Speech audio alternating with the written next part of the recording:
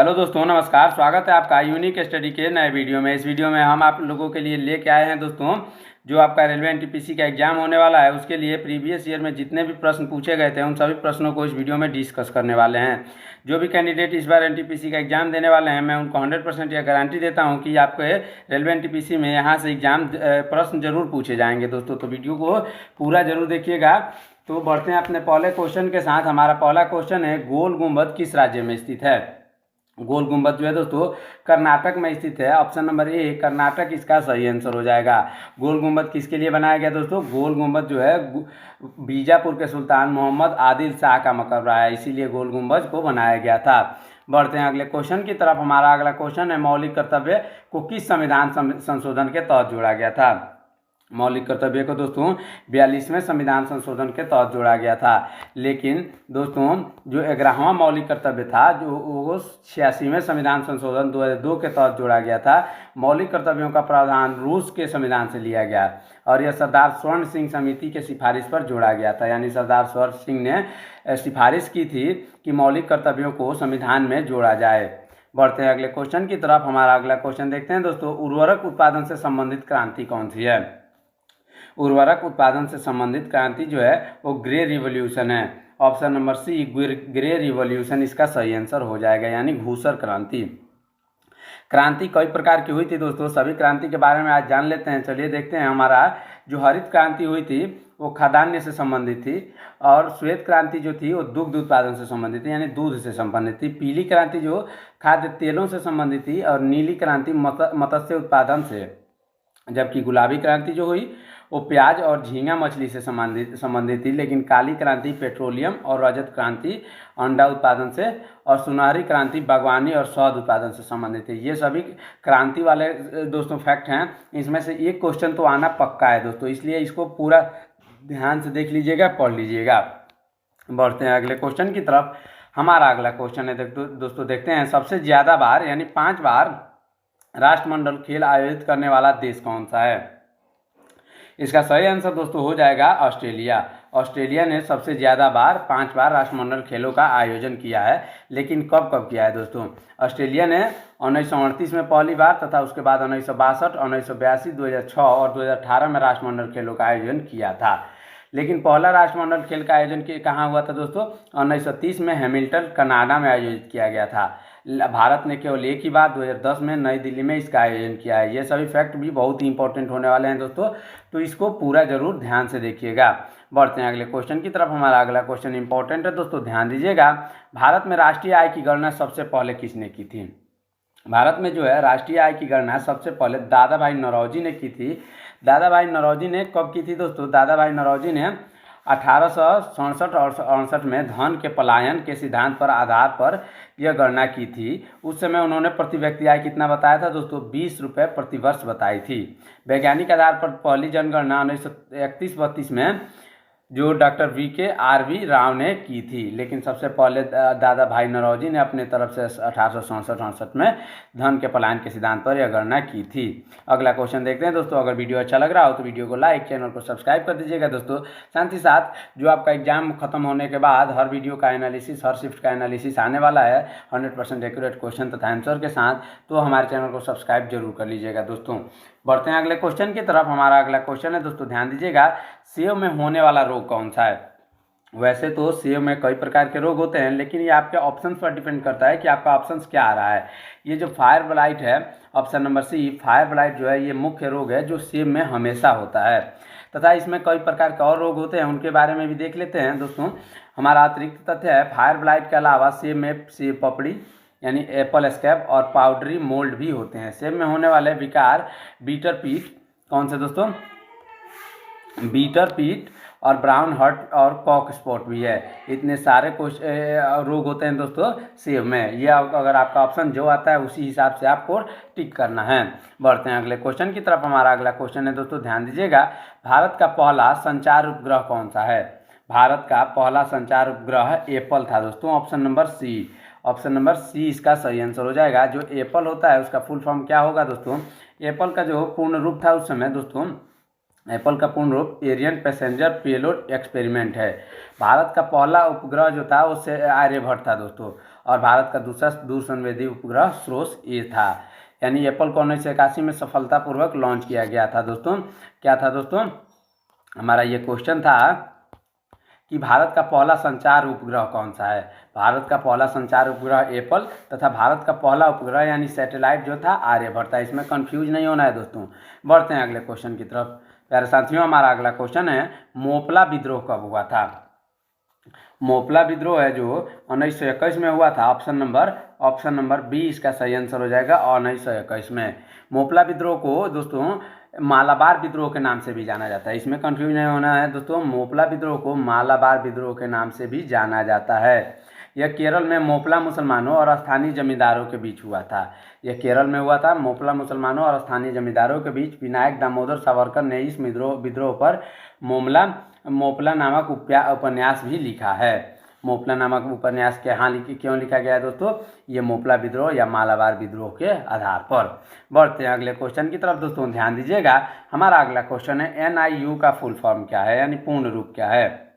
NIU का पूर्ण रूप दोस्तों नेटवर्क इंटरफेस यूनिट है। Option number a network interface unit.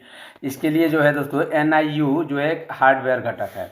NIU क्या है दोस्तों, NIU एक हार्डवेयर घटक है जो कंप्यूटर को नेटवर्क से जोड़ता है। आप हमें अभी कमेंट में जरूर लिखिएगा दोस्तों NIU का फुल फॉर्म हमने क्या बताया है। अगला क्वेश्चन देखते हैं दोस्तों।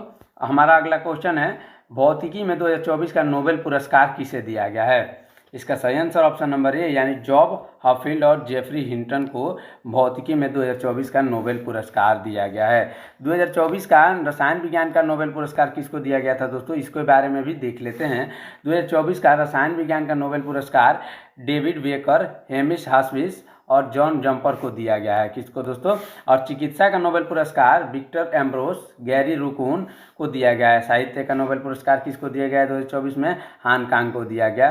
शांति का नोबेल पुरस्कार जापान के संगठन निहोन हंडिक्यू को दिया गया। और शांति का नोबेल पुरस्कार किस में दिया गया, ओस्लो नॉर्वे में दिया गया। जबकि अन्य पुरस्कार स्टॉकहोम स्वीडन में दिए जाते हैं। बढ़ते हैं अगले क्वेश्चन की तरफ। ये सभी फैक्ट भी इंपॉर्टेंट होने वाला है दोस्तों, तो इसलिए इन सभी अतिरिक्त तथ्यों को भी ध्यान से जरूर देखिएगा। हमारा अगला क्वेश्चन देखते हैं। जालियांवाला बाग हत्याकांड के समय भारत का वायसराय कौन था। उस समय भारत का वायसराय जो था दोस्तों वो था लॉर्ड चेम्सफोर्ड। लॉर्ड चेम्सफोर्ड इसका सही आंसर हो जाएगा। लेकिन जालियांवाला बाग हत्याकांड में जो गोली चलाने का आदेश किसने दिया था, वो जनरल डायर ने दिया था दोस्तों। जनरल डायर ने जालियांवाला बाग हत्याकांड 13 अप्रैल 1919 को जो अमृतसर पंजाब में हुआ था उसमें जनरल डायर ने गोली चलाने का आदेश दिया था। अगला क्वेश्चन देखते हैं दोस्तों, ध्यान दीजिएगा। सूर्य की चमकीली सतह को क्या कहा जाता है। सूर्य की चमकीली सतह को दोस्तों फोटोस्फीयर कहा जाता है। ऑप्शन नंबर बी फोटोस्फीयर इसका सही आंसर हो जाएगा। फोटोस्फीयर के कुछ मुख्य घटक होते हैं, जैसे फोटोस्फीयर के कुछ मुख्य घटक हाइड्रोजन जो कि 73.46% है, हीलियम, ऑक्सीजन और कार्बन है। ये भी इंपॉर्टेंट क्वेश्चन हो सकते हैं दोस्तों, फोटोस्फीयर के मुख्य घटक कौन हैं। बढ़ते हैं अगले क्वेश्चन की तरफ। हमारा अगला क्वेश्चन है दोस्तों सापेक्षता का सिद्धांत किसने दिया था। 13 नंबर क्वेश्चन है हमारा, सापेक्षता का सिद्धांत अल्बर्ट आइंस्टीन ने दिया था दोस्तों, अल्बर्ट आइंस्टीन ने। और अल्बर्ट आइंस्टीन को और किस नाम से जाना जाता है दोस्तों, अल्बर्ट आइंस्टीन को आधुनिक भौतिकी का पिता भी माना जाता है। ये भी इंपॉर्टेंट क्वेश्चन हो सकता है दोस्तों, आधुनिक भौतिकी के पिता किसे कहा जाता है। इसका सही आंसर अल्बर्ट आइंस्टीन हो जाएगा दोस्तों। तो इन सभी एक्स्ट्रा फैक्ट को आप ध्यान से जरूर देखिएगा दोस्तों। अगला क्वेश्चन देखते हैं दोस्तों। हमारा अगला क्वेश्चन है विदेशी धरती पर भारतीय ध्वज को फहराने वाले पहले भारतीय कौन थे।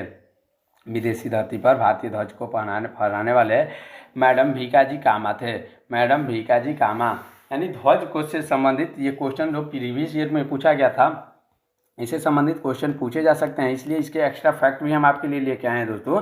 मैडम भीकाजी कामा ने 1907 में जर्मनी के स्टटगार्ट में भारतीय ध्वज फहराया था। वर्तमान राष्ट्रीय ध्वज को पिंगली वेंकैया ने डिजाइन किया था। इसका ये क्वेश्चन इंपॉर्टेंट होने वाला है दोस्तों। भारतीय ध्वज को किसने डिजाइन किया, पिंगली वेंकैया इसका सही आंसर हो जाएगा। इसको ध्यान से देख लीजिएगा दोस्तों। बढ़ते हैं अगले क्वेश्चन की तरफ। प्यारे साथियों, हमारा अगला क्वेश्चन है संविधान सभा का विचार सबसे पहले किसने दिया था। इसका सही answer option number C Swaraj party हो जाएगा दोस्तों। स्वराज पार्टी ने संविधान सभा का विचार सबसे पहले दिया था। स्वराज पार्टी का विचार कब दिया गया था दोस्तों? स्वराज पार्टी का विचार जो है दोस्तों यह 1934 में दिया गया था। व्यक्तिगत रूप से एम.एन. रॉय ने 1934 में संविधान सभा का विचार प्रस्तुत किया था। स्वराज पार्टी की स्थापना 1923 में मोतीलाल नेहरू और चित्तरंजन दास ने इलाहाबाद में की थी। ये इंपॉर्टेंट क्वेश्चन होने वाले हैं दोस्तों। स्वराज पार्टी की स्थापना 1923 में किसने की थी? मोतीलाल नेहरू और चित्तरंजन दास इलाहाबाद में की थी दोस्तों। ये इंपॉर्टेंट क्वेश्चन होने वाले हैं। बढ़ते हैं अगले क्वेश्चन की तरफ। टिहरी जल विद्युत परियोजना किस राज्य में स्थित है? टिहरी जल विद्युत परियोजना जो है वो उत्तराखंड में स्थित है। ऑप्शन नंबर बी इसका सही आंसर हो जाएगा दोस्तों। यह परियोजना उत्तराखंड के टिहरी जिले में भागीरथी नदी पर स्थित है। टिहरी विद्युत जल परियोजना कहाँ स्थित है? भागीरथी पर स्थित है। कहाँ? उत्तराखंड के टिहरी जिले में। बढ़ते हैं अगले क्वेश्चन की तरफ। हमारा अगला क्वेश्चन इंपॉर्टेंट है दोस्तों, ध्यान दीजिएगा और वीडियो में अंत तक जरूर बने रहिएगा दोस्तों। अगर वीडियो अच्छा लगे तो वीडियो को लाइक, चैनल को सब्सक्राइब करके रखिएगा दोस्तों, क्योंकि आने वाले जो आपका जैसे ही शिफ्ट खत्म होगा हर शिफ्ट का एनालिसिस वीडियो 100% एक्यूरेट क्वेश्चन तथा आंसर के साथ भी आने वाला है। साथ ही कमेंट करिएगा दोस्तों आपका एग्जाम कौन से शहर में गया है। हमारा अगला क्वेश्चन, प्रधानमंत्री कौशल विकास योजना किस मंत्रालय के अधीन आता है? इसका सही आंसर होगा ऑप्शन नंबर सी यानी कौशल विकास और उद्यमिता मंत्रालय। कौशल विकास और उद्यमिता मंत्रालय के अंतर्गत आता है। इसके बारे में दोस्तों इस योजना को 16 जुलाई 2015 को शुरू किया गया था। सबसे पहली बार इस योजना को 16 जुलाई 2015 को शुरू किया गया था। इसको ध्यान में रखिएगा दोस्तों। हमारा अगला क्वेश्चन देखते हैं। 49वीं समांतर रेखा किन दो देशों के मध्य स्थित है? 49वीं समांतर रेखा जो है दोस्तों उत्तरी अमेरिका और कनाडा के मध्य स्थित है। कौन कौन से? उत्तरी अमेरिका और कनाडा के मध्य स्थित है। और 38वीं समांतर रेखा उत्तरी कोरिया और दक्षिण कोरिया के बीच है। 17वीं समांतर रेखा जो है उत्तरी और दक्षिणी वियतनाम के बीच है। और 24वीं समांतर रेखा भारत और पाकिस्तान के बीच कक्ष के पास स्थित है। ये क्वेश्चन इंपॉर्टेंट होने वाला है दोस्तों। भारत और पाकिस्तान के बीच कौन सी समांतर रेखा है? इसका सही आंसर 24वीं है। अगला क्वेश्चन देखते हैं दोस्तों, ध्यान दीजिएगा। प्लासी का युद्ध किनके मध्य हुआ था? प्लासी का युद्ध जो है दोस्तों ब्रिटिश ईस्ट इंडिया कंपनी और बंगाल के नवाब के मध्य हुआ था। ये इंपॉर्टेंट क्वेश्चन है दोस्तों। ब्रिटिश ईस्ट इंडिया कंपनी और बंगाल के नवाब के मध्य जो है प्लासी का युद्ध हुआ था। यह युद्ध कब हुआ था दोस्तों? यह युद्ध है जो वो 23 जून 1757 को हुआ था। 23 जून 1757 को हुआ था। ब्रिटिश सेना के नेतृत्व रॉबर्ट क्लाइव ने किया था और बंगाल के नवाब सिराजुद्दौला थे। ये इंपॉर्टेंट क्वेश्चन हो सकता है, ये इंपॉर्टेंट तथ्य हो सकता है दोस्तों। इसको पूरा ध्यान से पढ़ लीजिएगा। चलिए बढ़ते हैं अपने अगले क्वेश्चन की तरफ। हमारा अगला क्वेश्चन है दोस्तों, BARC का मुख्यालय किस राज्य में स्थित है? BARC यानी बार्क का मुख्यालय जो है दोस्तों वो महाराष्ट्र में स्थित है। ऑप्शन नंबर बी महाराष्ट्र इसका सही आंसर हो जाएगा। ये BARC का फुल फॉर्म क्या होता है दोस्तों? BARC का फुल फॉर्म जो होता है भाभा एटॉमिक रिसर्च सेंटर है। इसका गठन कब हुआ था? 3 जनवरी 1954 को किया गया था। किसका? BARC का गठन 3 जनवरी 1954 को किया गया था। यह मुंबई के ट्राम्बे में स्थित है। इसको ध्यान से देख लीजिएगा दोस्तों, ये इंपॉर्टेंट क्वेश्चन होने वाले हैं। बढ़ते हैं अगले क्वेश्चन की तरफ। हमारा अगला क्वेश्चन है, शुद्ध राष्ट्रीय उत्पाद यानी NNP का मूल सूत्र क्या है? NNP का मूल सूत्र होता है ऑप्शन नंबर सी यानी सकल राष्ट्रीय उत्पाद माइनस मूल्य ह्रास। सकल राष्ट्रीय उत्पाद में से मूल्य ह्रास को घटाने पर शुद्ध राष्ट्रीय उत्पाद यानी NNP की प्राप्ति होती है। अगला क्वेश्चन देखते हैं दोस्तों, ध्यान दीजिएगा। रक्त परिसंचरण तंत्र का कौन सा हिस्सा नहीं है? इसका सही आंसर ऑप्शन नंबर डी हो जाएगा दोस्तों। बड़ी आंत जो है वो रक्त परिसंचरण तंत्र का हिस्सा नहीं है। रक्त परिसंचरण तंत्र के हिस्से धमनी, केशिका, शिरा और हृदय होते हैं, जिससे रक्त को भेजा जा सके या रक्त परिसंचरण में जो भी अंग काम आते हैं उसे रक्त परिसंचरण तंत्र के हिस्से कहा जाता है। जैसे धमनी है, केशिका है, शिरा है और हृदय है। अगला क्वेश्चन देखते हैं दोस्तों, ध्यान दीजिएगा। इनमें से कौन सी अदिश राशि है? अदिश राशि क्या है दोस्तों? ऑप्शन नंबर सी यानी कार्य है। अदिश राशि किसे कहते हैं दोस्तों और सदिश राशि किसे कहते हैं? अदिश राशियाँ वे होती हैं जिनमें केवल परिमाण होता है, दिशा नहीं। चाल, दूरी, द्रव्यमान, आयतन, समय, ताप, कार्य, विद्युत धारा, दाब और ऊर्जा अदिश राशियाँ हैं, क्योंकि इसमें केवल परिणाम है लेकिन क्या नहीं है, इसमें दिशा नहीं है। सदिश राशियाँ में वेग, बल, संवेग और त्वरण शामिल है, इसलिए वह सदिश राशियाँ कहलाती हैं क्योंकि इसमें दिशा भी होती हैं। अगला क्वेश्चन देखते हैं दोस्तों, ध्यान दीजिएगा। हमारा अगला क्वेश्चन है, 59वां फिल्म फेयर पुरस्कार समारोह 2024 कहाँ आयोजित किया गया था? उसको आयोजित किया गया था दोस्तों गांधीनगर गुजरात में। Option number C, Gandhinagar Gujarat में इसको आयोजित किया गया था तथा यह समारोह 17 से 28 जनवरी 2024 को आयोजित किया गया था। सर्वश्रेष्ठ फिल्म पुरस्कार 12वीं फेल को, सर्वश्रेष्ठ अभिनेता का पुरस्कार एनिमल के लिए रणबीर कपूर को और सर्वश्रेष्ठ अभिनेत्री का पुरस्कार रॉकी और रानी की प्रेम कहानी के लिए आलिया भट्ट को दिया गया था। ये क्वेश्चन फिल्म फेयर से संबंधित क्वेश्चन है दोस्तों तथा इंपॉर्टेंट क्वेश्चन होने वाले हैं, इसको ध्यान से जरूर पढ़ लीजिएगा। बढ़ते हैं अगले क्वेश्चन की तरफ। हमारा अगला क्वेश्चन है, भारत का पहला परमाणु संयंत्र कब स्थापित किया गया था? भारत का पहला परमाणु संयंत्र जो है दोस्तों 1969 में स्थापित किया गया था। ऑप्शन नंबर बी इसका सही आंसर होगा। यह महाराष्ट्र के तारापुर में स्थापित किया गया था। कब दोस्तों? यह महाराष्ट्र के तारापुर में 1969 में स्थापित किया गया था। यह यूएसए की सहायता से बना था। भारत में 7 परमाणु ऊर्जा संयंत्र हैं। ये क्वेश्चन आ सकते हैं, भारत में कितने परमाणु ऊर्जा संयंत्र है दोस्तों? तो इसका आंसर 7 हो जाएगा। बढ़ते हैं अगले क्वेश्चन की तरफ। हमारा अगला क्वेश्चन है दोस्तों, ध्यान दीजिएगा, फादर ऑफ टैक्सोनॉमी के रूप में किसे जाना जाता है? फादर ऑफ टैक्सोनॉमी के रूप में कार्ल लिनियस को जाना जाता है। Option number B Carl Linnaeus इसका सही आंसर हो जाएगा दोस्तों। टैक्सोनॉमी जिसे वर्गीकरण सिद्धांत विज्ञान भी कहते हैं दोस्तों, टैक्सोनॉमी जिसे वर्गीकरण विज्ञान भी कहते हैं, जीवों के नामकरण और वर्गीकरण का एक विज्ञान है। ये क्वेश्चन आ सकता है, वर्गीकरण, जीवों के नामकरण और वर्गीकरण के विज्ञान को क्या कहते हैं? तो ये इसको याद रखिएगा दोस्तों, टैक्सोनॉमी कहा जाता है, जिसका कार्ल लिनियस से संबंधित है। अगला क्वेश्चन देखते हैं दोस्तों, किस राज्य में विधान परिषद है? इसका सही आंसर ऑप्शन नंबर डी हो जाएगा, उत्तर प्रदेश। उत्तर प्रदेश में विधान परिषद है। वर्तमान में 6 राज्यों में विधान परिषद है। आपके ऑप्शन पर निर्भर करता है। वर्तमान में 6 राज्यों में विधान परिषद है, जिसमें उत्तर प्रदेश शामिल है, बिहार, कर्नाटक, महाराष्ट्र और आंध्र प्रदेश और तेलंगाना। इन सभी राज्यों में क्या है? विधान परिषद हैं। अगला क्वेश्चन देखते हैं दोस्तों। अगला क्वेश्चन है, लाइकेन किसका प्रमुख संकेतक है? इसका सही आंसर ऑप्शन नंबर बी यानी वायु प्रदूषण हो जाएगा दोस्तों। वायु प्रदूषण, लाइकेन वायु प्रदूषण का प्रमुख संकेतक है। लाइकेन वायु में सल्फर डाइऑक्साइड को अवशोषित करने की क्षमता रखते हैं, जिससे वायु प्रदूषण को पता लगाने के लिए संवेदनशील संकेतक बन जाते हैं। चलिए बढ़ते हैं अगले क्वेश्चन की तरफ। हमारा अगला क्वेश्चन है दोस्तों, ध्यान दीजिएगा, इनमें से कौन संतूर वादक हैं? इसका सही answer option number A Shiv Kumar Verma हो जाएगा। शिव कुमार वर्मा एक संतूर वादक है। प्रसिद्ध संतूर वादकों में दोस्तों शिव कुमार शर्मा, रुस्तम सपोरी, वर्षा अग्रवाल और तरुण भट्टाचार्य शामिल हैं।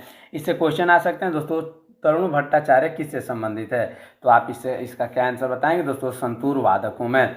ये सारे इंपॉर्टेंट क्वेश्चन होने वाले हैं दोस्तों, इसलिए इस वीडियो को जरूर अंत तक देखिएगा, एक भी क्वेश्चन मिस मत करिए। बढ़ते हैं अगले क्वेश्चन की तरफ। हमारा अगला क्वेश्चन है, सबसे अधिक बार फीफा विश्व कप जीतने का खिताब किस देश ने जीता है? इसका सही आंसर ऑप्शन नंबर सी हो जाएगा, ब्राजील। ब्राजील ने सबसे ज़्यादा फीफा वर्ल्ड कप जीता है। ब्राजील ने यह खिताब 5 बार जीता है दोस्तों। ब्राजील ने यह खिताब 5 बार जीता है। इटली ने 4 बार जीता है। 2022 का फीफा विश्व कप कतर में हुआ था, जिसे अर्जेंटीना ने फ्रांस को हराकर जीता था। उस समय अर्जेंटीना के दोस्तों कप्तान कौन थे? आप हमें कमेंट में बताइएगा। बढ़ते हैं अगले क्वेश्चन की तरफ। हमारा अगला क्वेश्चन है दोस्तों, ऑस्कर पुरस्कार 2025 में सर्वश्रेष्ठ फिल्म का पुरस्कार किसे दिया गया है? सर्वश्रेष्ठ फिल्म का पुरस्कार जो है अनोरा को दिया गया। ऑप्शन नंबर बी अनोरा इसका सही आंसर हो जाएगा। सर्वश्रेष्ठ निर्देशक का पुरस्कार किसे दिया गया है दोस्तों? अनोरा के लिए सीन बेकर को दिया गया है। किसको? सीन बेकर को दिया गया है। सर्वश्रेष्ठ पुरुष अभिनेता का पुरस्कार द ब्रूटलिस्ट के लिए एंड्रियन ब्रॉडी को दिया गया है। ये सारे इंपॉर्टेंट क्वेश्चन होने वाले हैं। अगला क्वेश्चन देखते हैं। अगला क्वेश्चन है दोस्तों, दिसंबर 2024 में किस लेखिका को 34वें व्यास सम्मान से सम्मानित किया गया था? 34वें व्यास सम्मान से सम्मानित किए जाने वाला ये सूर्यबाला थी दोस्तों। सूर्यबाला को उनकी कृति कौन देश के वासी के लिए, किसके लिए दोस्तों? कौन देश के वासी के लिए यह पुरस्कार मिला है? इसमें 4 लाख की राशि दी जाती है और यह के बिरला फाउंडेशन द्वारा दिया जाता है। पहला व्यास सम्मान रामविलास शर्मा को मिला था। अगला क्वेश्चन देखते हैं दोस्तों, ध्यान दीजिएगा। हमारा अगला क्वेश्चन है, आईफा अवार्ड यानी IIFA अवार्ड 2025 में सर्वश्रेष्ठ अभिनेता का पुरस्कार किसे दिया गया है? इसका सही आंसर ऑप्शन नंबर सी यानी कार्तिक आर्यन होगा दोस्तों। कार्तिक आर्यन को यह पुरस्कार भूल भुलैया 3 के लिए दिया गया है। यह कोई किसके लिए दिया गया है? कार्तिक आर्यन को यह पुरस्कार भूल भुलैया 3 के लिए दिया गया है। अगला क्वेश्चन देखते हैं दोस्तों, ध्यान दीजिएगा। हमारा अगला क्वेश्चन है, किस नियमानुसार नियत ताप पर गैस का आयतन दाब के व्युत्क्रमानुपाती होता है? इसका सही आंसर ऑप्शन नंबर बी हो जाएगा दोस्तों। बॉयल के नियम के अनुसार किसी नियत ताप पर गैस का आयतन दाब के व्युत्क्रमानुपाती होता है। चार्ल्स का यह नियम क्या बताता है दोस्तों? चार्ल्स का नियम यह बताता है कि नियत दाब पर गैस का आयतन उसके तापमान के समानुपाती होता है। एवोगाद्रो का नियम बताता है कि समान ताप पर दाब सभी गैसों के समान आयतन में अणुओं की संख्या समान होती है। ये सभी क्वेश्चंस भी इंपॉर्टेंट होने वाले हैं दोस्तों। बढ़ते हैं अगले क्वेश्चन की तरफ। कौन सी ऑक्सिलरी मेमोरी नहीं है? इसका सही आंसर होगा ऑप्शन नंबर सी यानी रैम। रैम जो है एक ऑक्सिलरी मेमोरी नहीं है। ऑक्सिलरी मेमोरी किसे कहते हैं दोस्तों? ऑक्सिलरी मेमोरी को सेकेंडरी स्टोरेज मेमोरी भी कहते हैं, जिसे हार्ड डिस्क, फ्लॉपी डिस्क और मैग्नेटिक टेप। रैम एक प्राइमरी मेमोरी है। प्राइमरी मेमोरी कौन है? रैम है। बाकी सभी auxiliary memory secondary storage memory भी कहते हैं। ये सभी मतलब ऑक्सिलरी मेमोरी है, जैसे हार्ड डिस्क, फ्लॉपी डिस्क और मैग्नेटिक टिप, ये ऑक्सिलरी मेमोरी या सेकेंडरी स्टोरेज है। और रैम एक प्राइमरी मेमोरी है यानी प्राइमरी स्टोरेज है। अगला क्वेश्चन देखते हैं, यूएनडीपी का मुख्यालय कहाँ स्थित है? इसका सही आंसर न्यूयॉर्क हो जाएगा दोस्तों। न्यूयॉर्क में यूएनडीपी का मुख्यालय स्थित है। यूएनडीपी का फुल फॉर्म क्या होता है दोस्तों? इसको ध्यान से देखिएगा। यूएनडीपी का फुल फॉर्म जो होता है यूनाइटेड नेशंस डेवलपमेंट प्रोग्राम है, संयुक्त राष्ट्र सुरक्षा परिषद। क्या है दोस्तों? यूनाइटेड नेशंस डेवलपमेंट प्रोग्राम, जिसका हिंदी में संयुक्त राष्ट्र सुरक्षा परिषद भी कहते हैं। अगला क्वेश्चन देखते हैं दोस्तों, ध्यान दीजिएगा। येन किस देश की मुद्रा है? येन जो है वो थाईलैंड की मुद्रा है। ऑप्शन नंबर डी, येन किसकी मुद्रा है? थाईलैंड। इसका सिंबल क्या होता है दोस्तों? ऐसे आई को करके वाई को करके ऐसे कर देना, ये येन की क्या है दोस्तों? सिंबल है।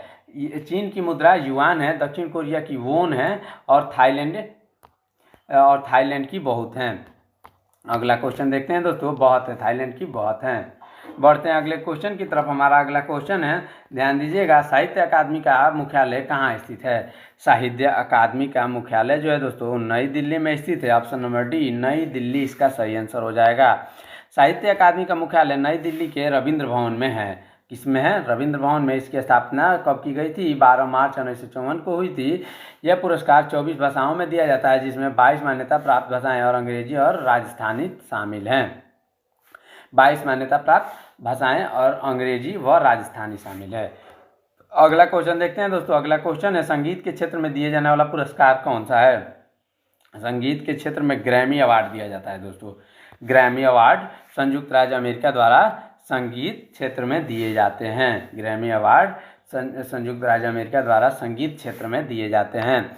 अगला क्वेश्चन देखते हैं दोस्तों, ध्यान दीजिएगा। जालियांवाला बाग हत्याकांड कब हुआ था? जालियांवाला बाग हत्याकांड जो है दोस्तों 13 अप्रैल 1919 को हुआ था, जिसमें गोली चलाने का आदेश किसने दिया था? जनरल डायर ने दिया था।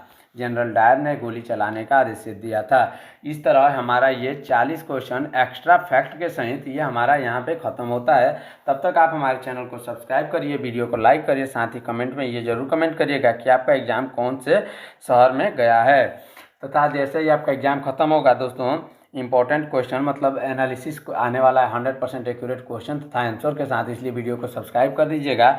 मिलते हैं नेक्स्ट वीडियो में, तब तक के लिए रखिए अपना ख्याल। धन्यवाद। जय हिंद।